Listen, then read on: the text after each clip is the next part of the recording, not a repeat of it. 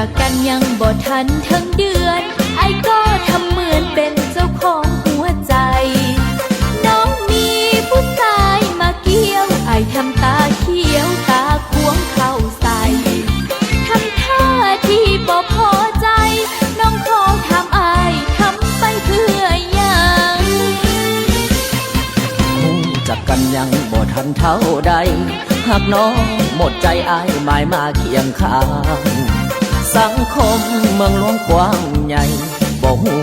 ว่าไผจริงใจจริงจังอ้ายห่วงและห่วงน้องนาพอเดินเคียงข้างรักษาความปลอดภัยขอบใจในความหวังดี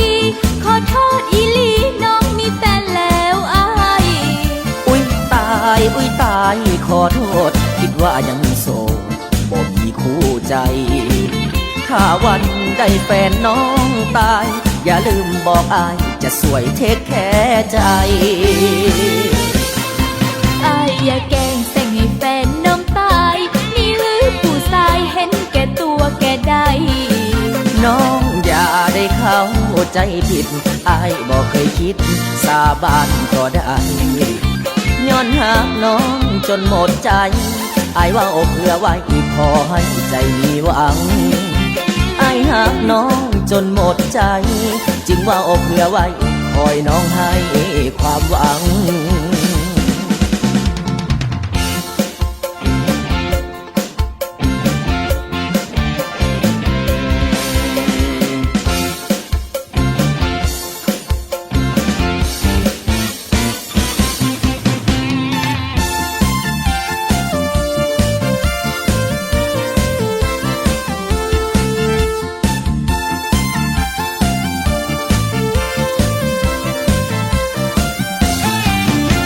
จากกันยังบ่ทันทั้งเดือนไอ้ก็ทำเหมือนเป็นเจ้าของหัวใจ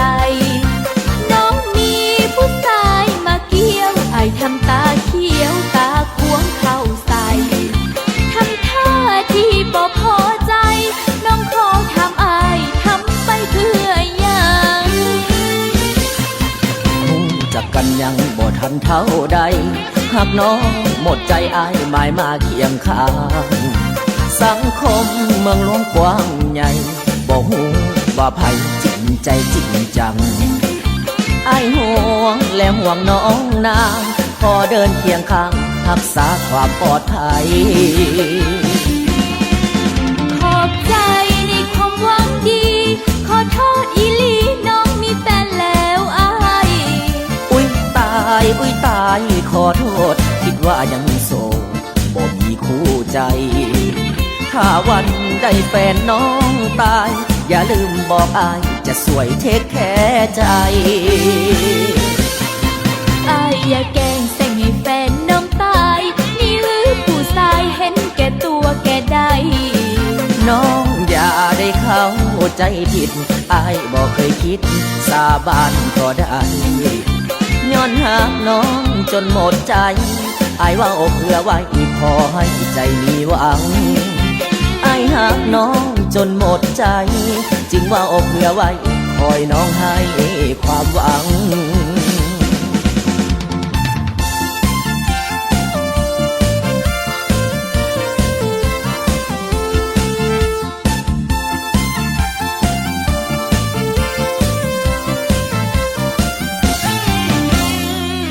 เจ้าบ่ควรจะเลือกเส้นทางลัดที่ไกลกว่าแต่เจ้าบ่ฮู้จักประวัติเส้นทางนั้นเลยก็มาทักทายสวัสดีพ่อแม่พี่ป้าน้าอาสาวแขวงพงศาลีคือเก่ากับพุทธมริการศินิลาคนเก่าเจ้าเดิมลามาพบกันในยามนี้ก็อยู่ในระยะฤดูฝนซึ่งพวกเฮาสามารถสัมผัสได้อากาศมีการเปลี่ยนแปลงแบบนี้โดยเฉพาะแม่นการไปกันมาเนาะพบความยุ่งยากตอนจะเศร้าหรือว่าตอนสวยก็เฮ็ดให้ค่อนข้างว่าลำบากพอสมควรซึ่งอาทิตย์นี้ก็ฝนตกติดต่อกันหลายวันเฮ็ดให้การสัญจรไปมาพบความยุ่งยากบ่ว่าจะเดินทางไปไสก็แล้วแต่บางท่านก็มี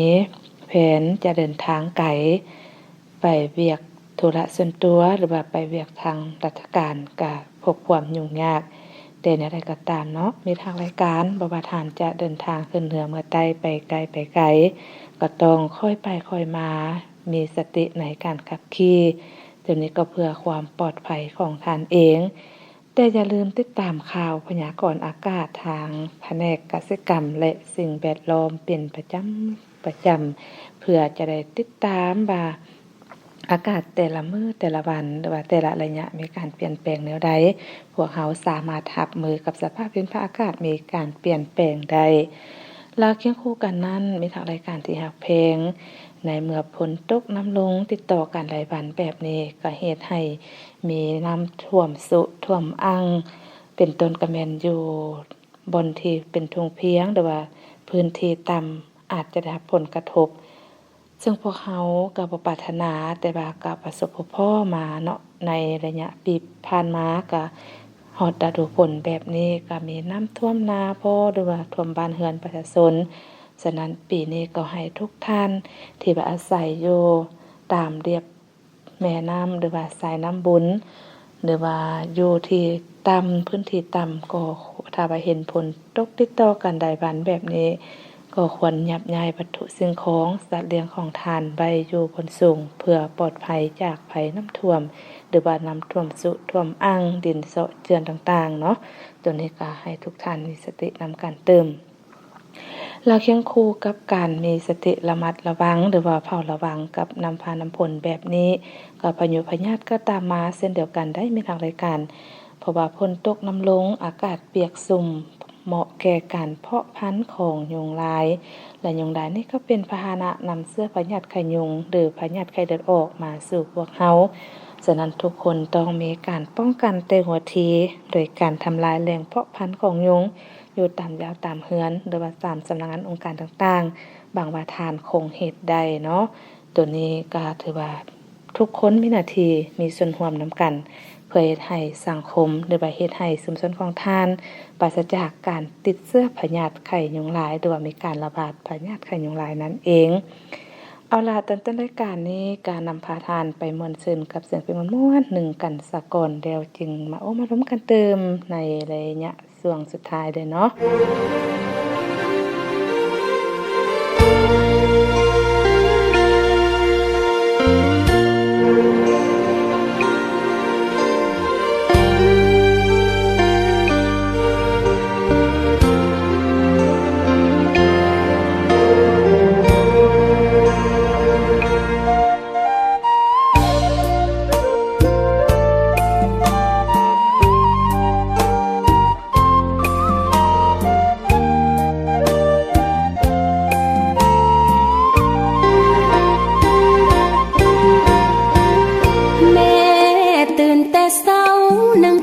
เป่าไฟ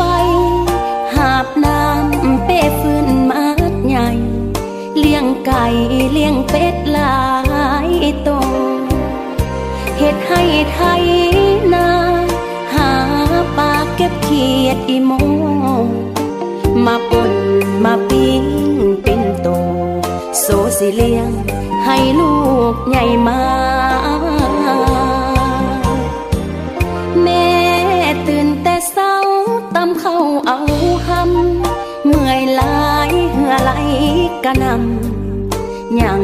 จำคำแม่สั่งมาเลี้ยงวัวเลี้ยงควายเศร้าสวยควายลงเล่มหญ้าคิดโหดแท้เด้บ้านนาห่างลามาอยู่แดนไกลอยากจะกลับไปยามซ้อนยามใส่อยู่นาคอยคำแรงมาแม่หาปลามาปิ้งเข้าบ่ายเก็บผักหักน้องอยู่แคมนาแคมให้ได้หลายเดือน8กินหมากแตงลายคิดฮอดแท้ใดอยู่บ้านเฮายามฝนตกกลิ่นหอมกินข้าวนาเหลียวเบิ่งท้องฟ้าเมฆามืดมัว แสนเศร้าคิดฮอดหลายแท้พ่อแม่เพิ่นคงแก่เฒ่าอยากเมื่อยามบ้านของเฮาเข้าอยู่นาก็คงสุขเหลือง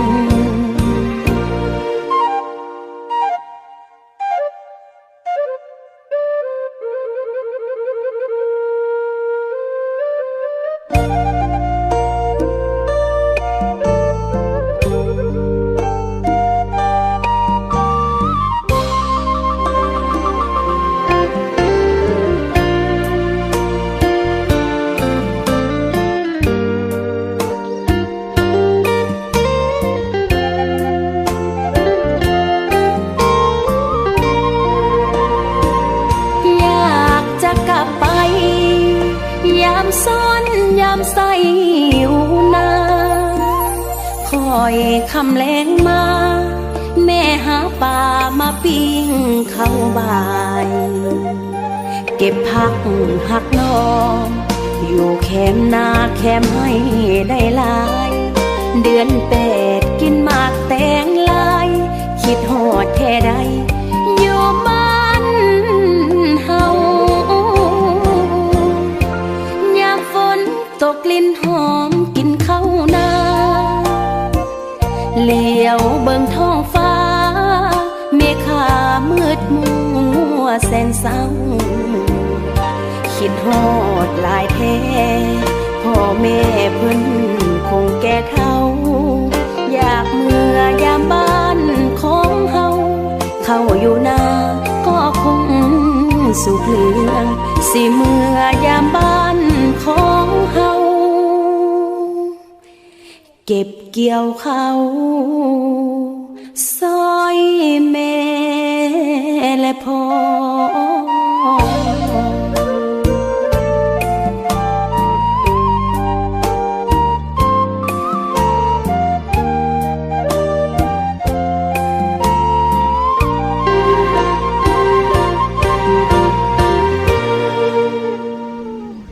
เจ้าผลงานเสียงเพลงม่วนๆที่ผู้ดำเนินการนำมาฝากมาต้อนให้กับพ่อแม่พี่น้องได้เบิกบานบันเทิงจบไปแล้วมีทางรายการที่หักเพลงระยะนี้ก็เป็นระยะหนึ่งที่แบบมีความหมายความสำคัญหลายภายในการกลมกองก็ได้สรุปผลงานการเคลื่อนไหวเบียกงานของตนในระยะผ่านมาเพื่อเป็นการทอดทอนบทเรียนหรือว่า